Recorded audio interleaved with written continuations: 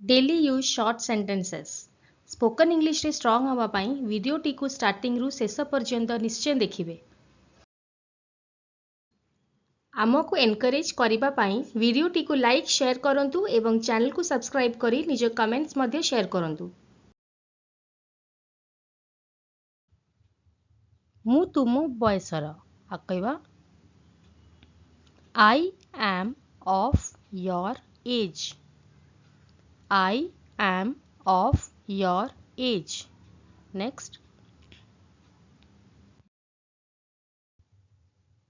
चलो बाहर को जीवा आ कौन देखिबा let's go out. Let's go out friends let's होची शॉर्ट फॉर्म लेट आस रो तो एटी आमे लेट्स बदल रे लेट आस गो आउट भी यूज करि परिबा लेट्स नहेले let us. Next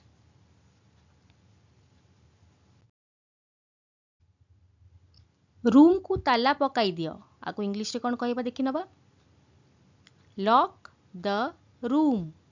lock the room आपण का कहउचंती तमे जाओ रूम लॉक कर तो कहबा you go and lock the room. Next देखिबा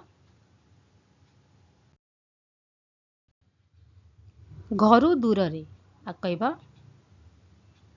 away from home. Away from home. Next मु असुस्थ अछि आको इंग्लिश रे कहबा I am unwell. I am unwell. Next देखि नबा पानी को फुटांतु इंग्लिश रे कौन देखि नबा friends boil the water. Boil the water. Next देखिबा खाइबा को किछि नहीं आ कहंती nothing to eat. Nothing to eat एटी आमे कहि परिबा no food to eat but एटा बहुत लॉन्ग सेंटेंस हो जाउची तो ताको शॉर्ट रे आमे कहिबा नथिंग टू ईट। नेक्स्ट गोटे छोट रिक्वेस्ट फ्रेंड्स इंग्राजी रे कथा हबा प्रतिदिन अभ्यास करंतु एहा स्पोकन इंग्लिश पाई अत्यंत आवश्यक। Practice makes us perfect. स्वप्न देखु थांतु आ कहबा कीप ड्रीमिंग।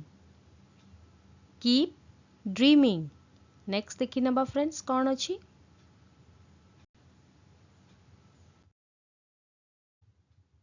दया करी चुप रुहंतु आ कहबा please be quiet. Please be quiet. Next किछि क्षीर ढाली दियो आ कहंती pour some milk. Pour some milk. Next मां को निष्पत्ति नेबा को दियो आ कहंती इंग्लिश रे let mom decide. Let mom decide. Next देखि नबा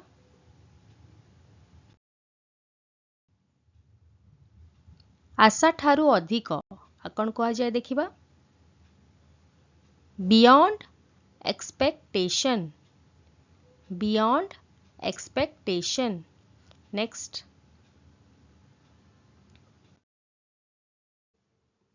स्पोकन इंग्लिश इंप्रूव करिबा पाई दिन रे 30 मिनिट इंग्लिश न्यूज़पेपर जोर शब्द करी पढ़िबा अभ्यास करंतु। जीवन रे थरे आ कहबा once in a lifetime। once in a lifetime। Next देखिबा फ्रेंड्स कौन अछि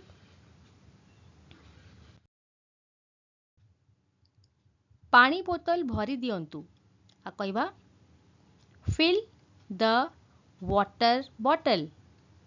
फिल द वाटर बॉटल एटी फ्रेंड्स FILL यूज होइछि एटा होछि फील आउ गोटे थाए हमर फील माने अनुभव करिबा FEEL तो दीटा भितर डिफरेंस आपण जानि नियंतु एटा होछि भर्ती करिबा FILL आउ सेटा होछि फील FEEL नेक्स्ट देखिबा